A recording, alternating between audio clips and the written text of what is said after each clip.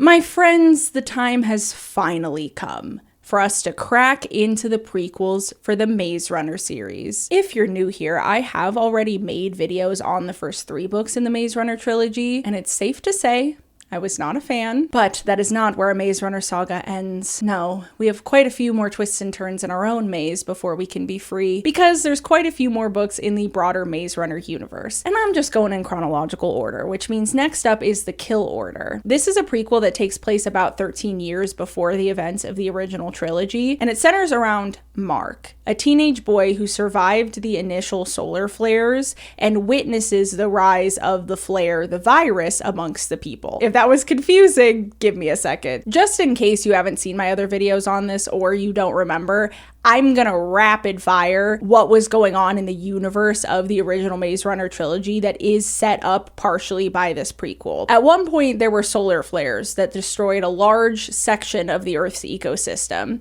And immediately after that, there was this disease called the flare that spread that made people lose their minds and go crazy and get really violent and kill each other. And the initial trilogy is centered around the scientists that are studying these kids who are immune to the virus to try and figure out why they're immune so they can make a cure. And you find out over the course of that trilogy that the world's government that formed out of this catastrophe intentionally released the flare virus for population control.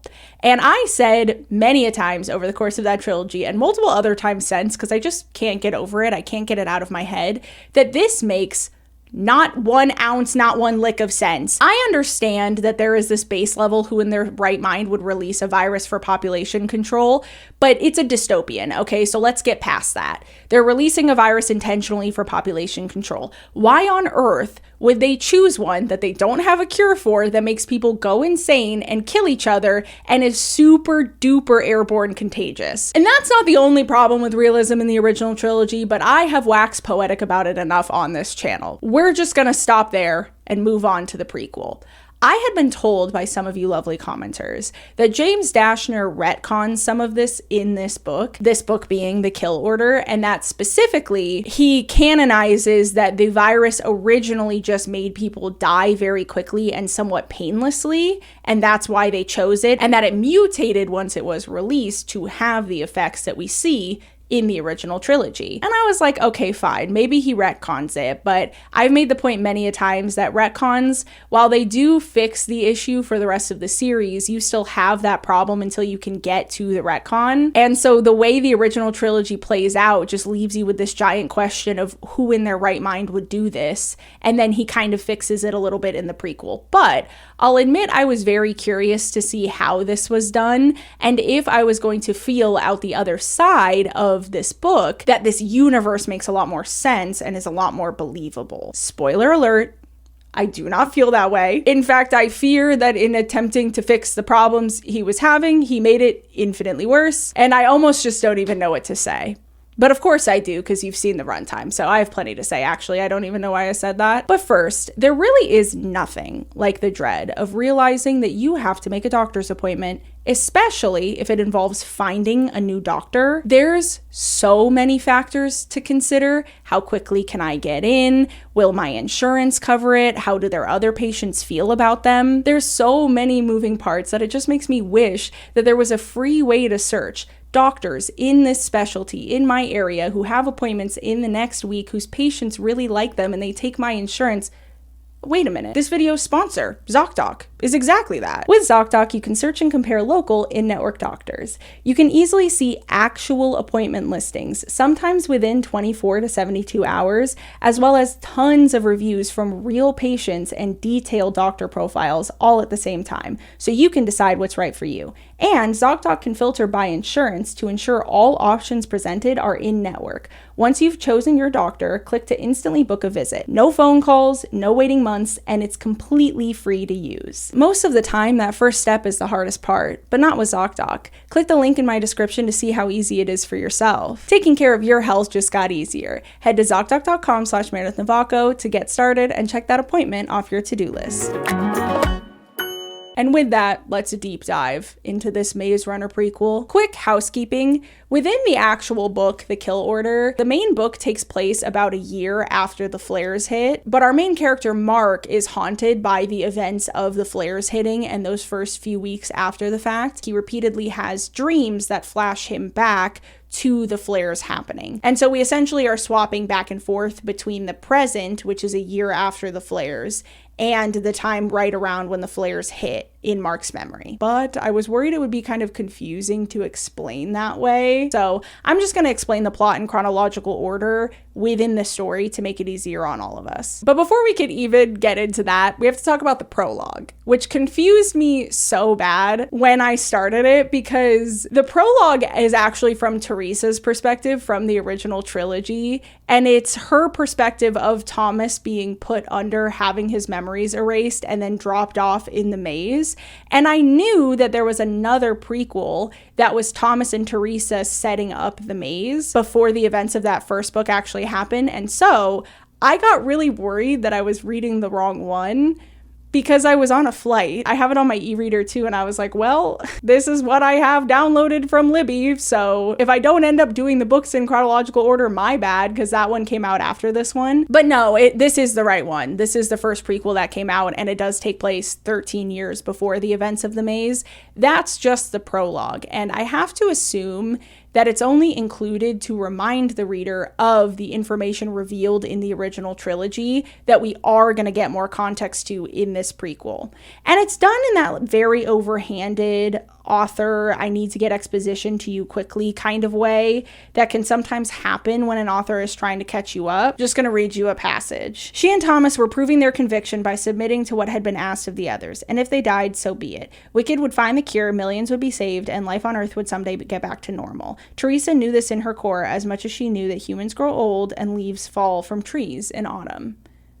What? Wait, okay, I was about to redo that because I know I stumbled over it a little bit in the middle, but now I don't want to redo that take because you can see me in real time realize that this says that she knows that leaves fall from trees in autumn. I thought the world got superheated by these solar flares. What does this girl who was born after that know about autumn? Do they have autumn in this universe now?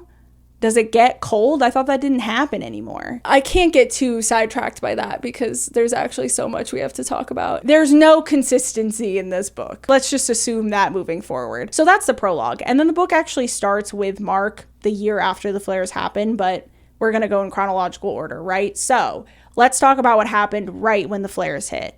Mark and a girl from his school, Trina, were on their way home. They're childhood friends, they're neighbors, and so they ride the subway home. They call it like the subtrans system. There's a lot of implication that this is much in the future that these events even started to happen, and they have a lot more advanced technology than we have now. But this train system does seem to be an upgraded version of the New York City subway system. So they are on the subway home when the subway just suddenly stops working. Within a minute, everybody else just kind of gets off the subway train. Mark and Trina follow them. They end up finding out as they're trying to leave the subway that something happened outside. They don't know quite what at first, eventually find out it's solar flares. But the implication that we're given is that everybody that was above ground died because the solar flares were so intense that it just burned them completely. Over the course of the narrative, we only meet one person who was outdoors when the flare hit and survived and is horrifically burned from it. And nobody else is described with any lingering burns. It also fried all electrical systems, so that's why the subway shut down. When you look at a map of the United States, New York City is really far north, and the equator is the closest part of the Earth to the sun. So you have to assume that basically everywhere south of New York is running into the same issue. And if it's that bad in New York, then how much further north would you have to get for it not to be that bad? The only other piece of information we're given is that Alaska wasn't that affected by the solar flares, but that doesn't make sense for a different reason that we'll get to in a second, so just hold on to that. but Alaska wasn't that affected. In New York City, if you were outside, you were burned to a crisp. So this led me down a really interesting spiral, which is how many people are underground at any given point in time in the United States. There are some people that fully live underground. There are also people who work underground in mines, but really all of the numbers that I was finding were rounding errors in comparison to the number of people that take public transit that's underground, which is exactly what happened to Mark and Trina. They were on the subway when this happened. There is actually quite a bit of information you can find online about public transit usage numbers in the United States. And so I can tell you that about 11.4 million people use some kind of public transit rail system daily. Are all of those rail systems underground? Presumably not, but also they wouldn't all be on the subway at the same time, but I'm trying to give James Dashner every bit of help I can here, okay? So that means that if everybody in the landlocked United States had to be underground to survive this, then the best number I could reach is about that 11.4 number, which I'm just going to round to 11 million. The United States population went from around 300 million to 11 million people with this one solar flare. Quite a catastrophe, I would say. But that's not the only thing that kills people, because we quickly find out, due to a soldier that they run into in the tunnels named Alec, who ends up being one of the people that they travel with up until the end of the story, for some reason just knows and understands that because the Earth heated this much, even for just a moment, that meant that the polar ice caps melted enough that New York City is about to be, by his words, about a dozen feet underwater. Now, Trina and Mark were underground for a good bit of time, I think at least a few hours before they run into Alec. So we're not being led to believe that this was an immediate thing, but they do use the word tsunami. So they are saying it is going to be one giant wave, and they're calling it a tsunami. That is not what a tsunami is, but that's not even remotely close to the biggest problem I have with this. My first question: is there even enough ice? 12 feet? That means that enough ice melted to fill all of the oceans enough that the water level rose 12 feet? That's so much. But not only that, that's not actually how much the sea level ends up rising, because later in those snapshots that we're getting of the time after the solar flares, we find out that the water is up to the 5th floor of a building, which in my head was like, oh my God, that's 50 feet. And then I realized that it would actually be like 40 feet because they were on the 5th floor. Is there even enough ice in the polar ice caps to do that? And the answer is actually yes. According to NASA, if all of the southern ice cap melted, the sea level would rise 38 meters, which is quite a bit more than 50 feet. So short answer, yes, there is plenty more than enough ice. So then my next question became, how hot would that solar flare have had to have been for that much ice to have melted that quickly, that the sea level ended up rising that much that quickly? You guys, I have the best news ever. I'm editing right now, and I might not have the education necessary to figure out for us how hot the air would have had to get to make this happen, but I have friends that do. So everybody comment and say thank you to Meredith's mysterious physics friend, because one of my friends sent me this PDF. Look at this. So everybody say thank you in the comments, because this was really nice of him, and now we do know how hot it would have to be. So he said he didn't feel like dealing with the kinetics and dynamics of heat transfer rates and stuff, so this assumes that everything is at constant pressure and volume and that all heat is transferred instantaneously with no loss of energy to the surroundings.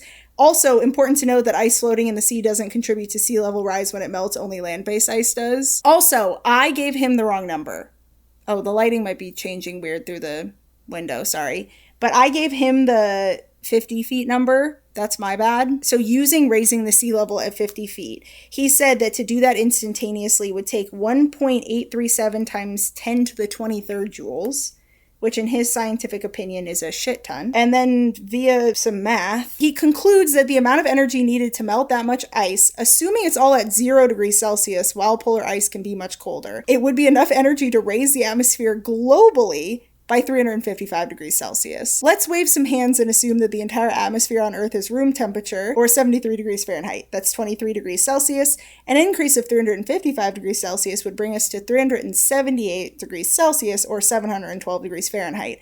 All lead and lithium on the surface would melt. That's so funny. So then he has a little section where he was guessing that the solar flare isolated all the heat just at the polar regions, which isn't what happens in the book. But I didn't give him that much context. If you become friends with a YouTuber, sometimes you just get voice memos in the middle of the day that are like, hey, random question for a video I'm making. How much heat would you need to melt enough ice to raise the water level 50 feet instantaneously? So he said that in order to do that just in that area, it would have to get up to 3,550 degrees Celsius, which is 64% of the temperature of the sun's surface. He concludes that this is incredibly unrealistic. However, if by some miracle the energy was only transferred to all the ice instantaneously and none to the atmosphere at all, then the temp wouldn't increase at all since the energy would go to melting the ice. But anyway, I'm gonna go on to say I don't know how hot it would actually have to be, but I think it's safe to assume that it's so hot that even being underground wouldn't save you. So if he's saying all lead and lithium on the surface would melt, then I think my point stands. That just being in the subway system would not have saved anybody. And also, now that I'm looking at this, I'm thinking about how all of the buildings would have melted. There's this whole part after that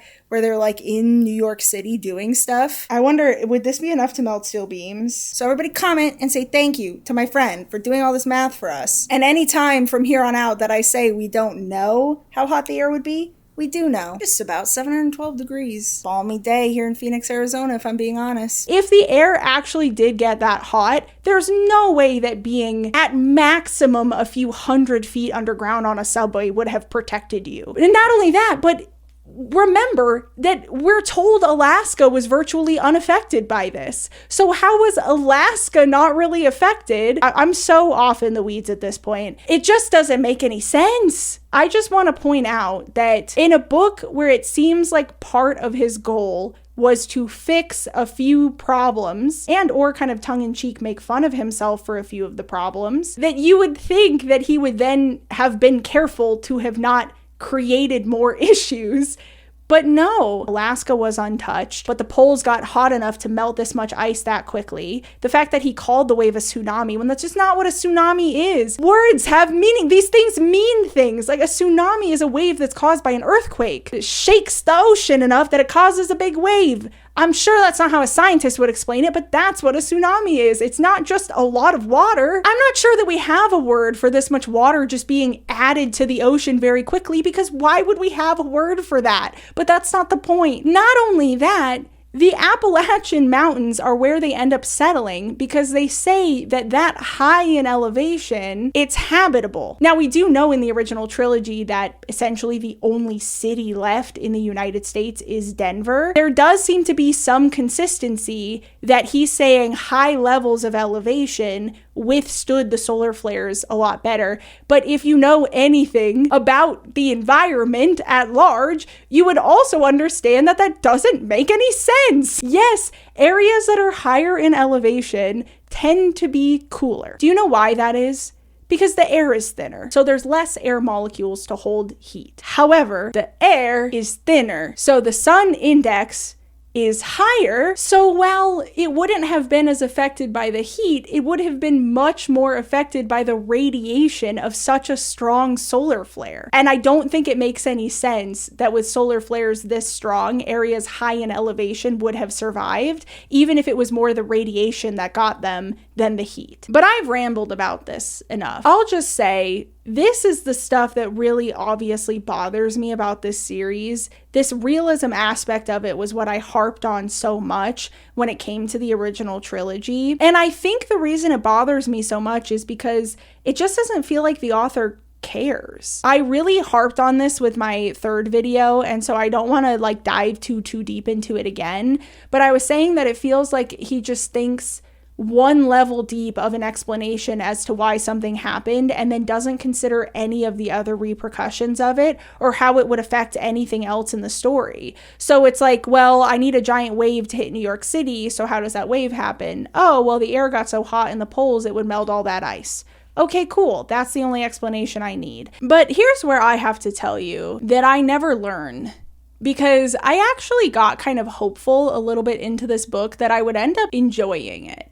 Because the way that the flare virus was introduced to us in the original trilogy didn't really allow for the traditional zombie story of human beings stumbling upon humans that don't seem quite right and not really understanding what's going on. And it's because he went for the maze approach, right? He entered into the zombie idea for a story in a very different way. But this premise for a book, it affords us an opportunity to do a zombie book, essentially. And it kind of sets up early in that Mark and Trina, Alec, Lana, who's another more Alec-aged ex-soldier, and a few other teenagers that are just introduced to die immediately. That group was going to go out scouting because their settlement was getting a little bit overcrowded, and so they were going to look for another place to start building homes. And so I thought it was going to be a true zombie book where they started to stumble across people who had the flare and didn't know what was going on, and it went from there. But that is not how James Dashner ends up approaching this story. And it just boggles my mind. This approach is so bizarre. Because to me, it either makes sense to do that or to show it from the perspective of somebody who actually was a part of the decision to release the flare virus and the behind the scenes as to why they made that decision. But he doesn't do either of those things. He takes a character that has nothing to do with the release of the flare virus and plops him in the middle of the virus being released. And so he has to discover information about this virus in the most bizarre ways possible. Side note, I do actually have to mention that one of the teenagers that we're introduced to just for them to die a few pages later, they call the Toad. Not Toad, it's always the Toad. Forget the Ohio State University, okay? We gotta talk about the Toad. And he's canonically very short and very muscular. Justice for the Toad, the way that Mark thinks about this character is so rude. And he has so little page time. Again, he's basically introduced for us to just be told that he's good friends with Mark and then for him to die a few chapters later for emotional impact on Mark. But let me just read you some quotes.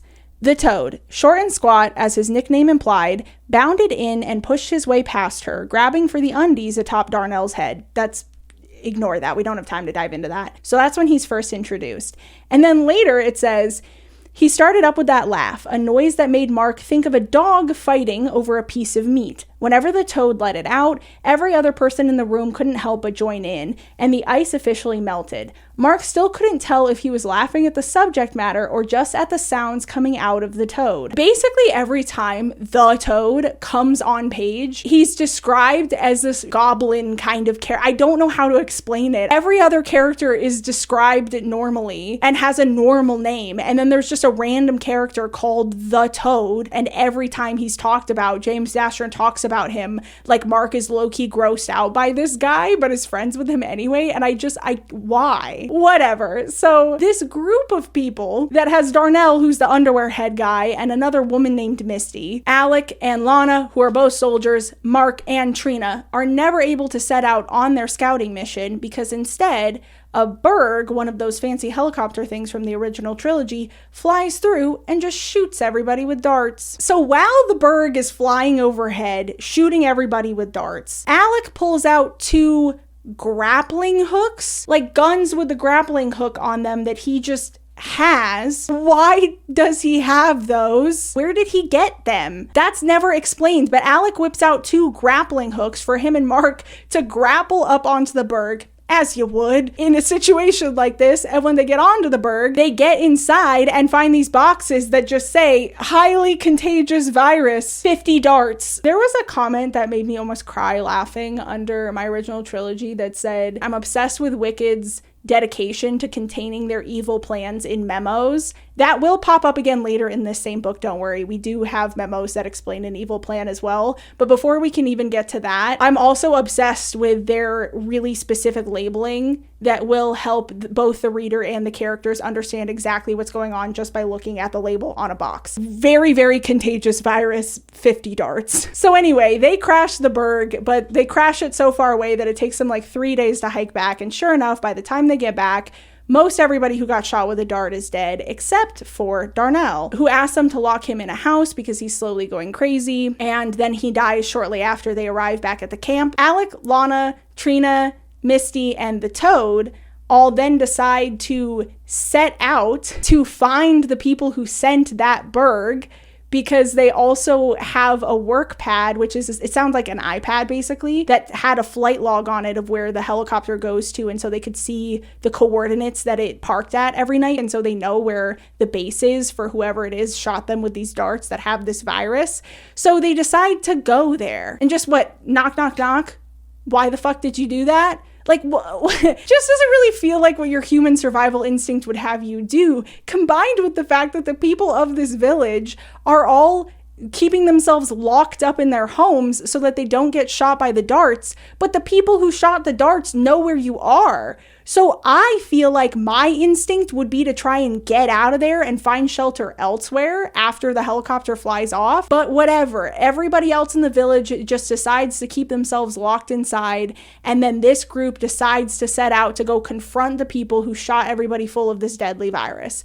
And then while they're going, Misty ends up starting to have her head hurt and she thinks she caught whatever virus it was. She starts to go kind of crazy, but the virus lay dormant in her a few days and it hadn't really done that yet. And so this is the first shift that we see in it. And then the Toad stays behind with her because he doesn't want to leave her. And then he shows back up a few chapters later. He's also caught the flare and Alec ends up having to kill him. Again, these three teenagers were basically just introduced to die. They meet a group in the woods who had the same thing happen to them like 2 months earlier, and they're all kind of crazy. They also abandoned a 4-year-old girl who had gotten hit with a dart and didn't get sick because they assumed it was her fault that the darts happened in the first place. Also, this 4-year-old is way too lucid and her sentences make way too much sense for a child of this age, but we don't have time to focus on that too much, okay? Her name is Dee Dee and she is now with the group as well. Alec and Mark get separated from Trina and Dee Dee and Lana, and they're the ones who actually encounter the crazy group first when they're away from that trio,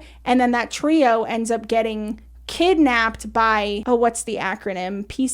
Let's just use PCC, okay? Group that ends up becoming wicked, kidnaps the three of them for some reason, the three of them being Trina, Lana, and Dee Dee, but then the group of crazies wants Dee Dee because they consider this all to be her fault because she didn't get sick when the rest of them got sick, and they're crazy and they think this is all caused by demons, so they think Dee Dee is working with the demons. So the PCC group just gives them these three individuals because that'll buy them some time because they all have the flare as well and they realize this and they want to get to the transporter, essentially the flat trans that's in Asheville, so that they can go to Alaska where the headquarters is and force the people who came up with this idea to give them whatever cure they have, because surely they wouldn't have released this without a way to contain it. And that's what I mean about Dashner kind of hint, hint, wink, wink, making fun of himself, because we do end up finding out for certain that the changes that we're seeing in how the flare is acting in different people is the virus mutating. And this is the retcon that people warned me about. So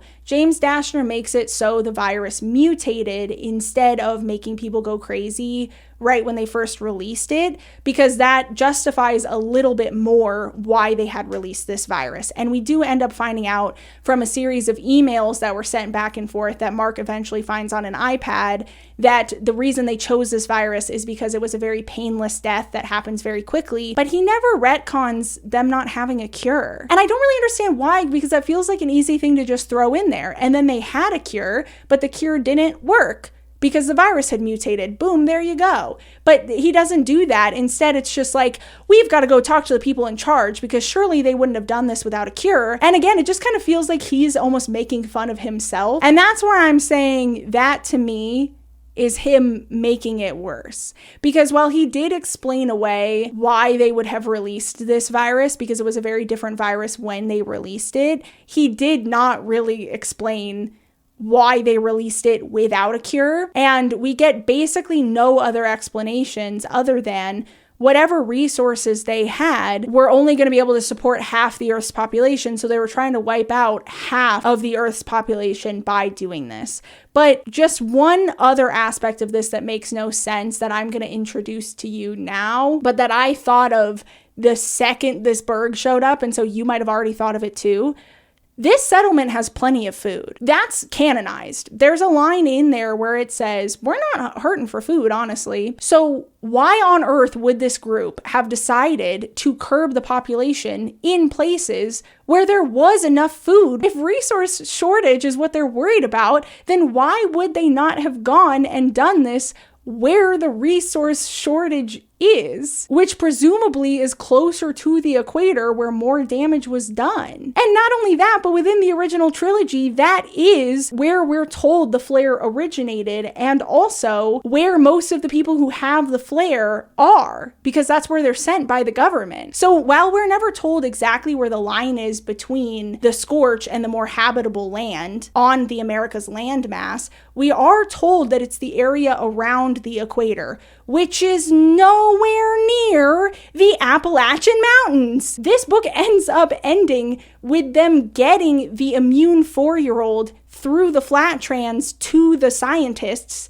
that released this virus to begin with a note that basically says she's immune, use her to find a cure. He doesn't explain at all why they would release a virus without a cure. And he kind of contradicts things that he said in the original trilogy about how this virus got out and where they did it. And I just can't wrap my brain around why they would curb the population in a location where there was enough food for the people. Despite myself, I kind of enjoyed reading this. I have good news, and it's that we have gotten back to a place with these books where they're so bad that I'm incredulous reading them. And there's an enjoyment in that for me. I really do enjoy reading these and seeing just how much more ridiculous they get. And then all the characters in this book die. They all had the flare, but they end up dying in the berg crashing into a building. So they die more from that, but they all had the flare, so they were going to die anyway. And the little girl, Dee Dee, is the only one to survive. So I assume she's going to come into play in the next prequel. So it's just funny to me because in a few other videos, I have loosely referenced being told that he kind of retcons some of the problems with the virus, but we just get introduced to so many more issues with the realism of this series. And I just like to come back around at this point to something I said so early in the video,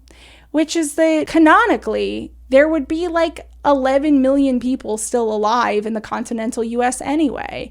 I guess the implication is that it wasn't as bad in the West, so maybe we don't know exactly how many people survived, right? But if you had to be underground to survive this, then presumably there's somewhere in the range of 11 million people still living, and I was being very generous with that number, and all of those people seem to be sequestered to the Appalachians and the mountain range outside of Denver. How short are the resources on the planet that we don't have enough food to support 11 million people, especially when the settlements we're seeing do have food? But my last frustration with this is I just feel like it's such a missed opportunity.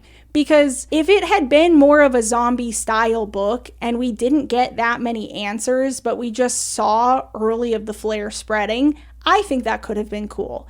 And if it had been a prequel that centered around the people who actually released the virus and why they did it, that would have been cool too. And that second path could have connected really well to a second prequel, where instead of them being just completely disconnected prequels who potentially have the one connection of Dee Dee, I don't know yet because I haven't read that one, he could have made it so that there is a much more solid connection between them, where it's two prequels about Wicked.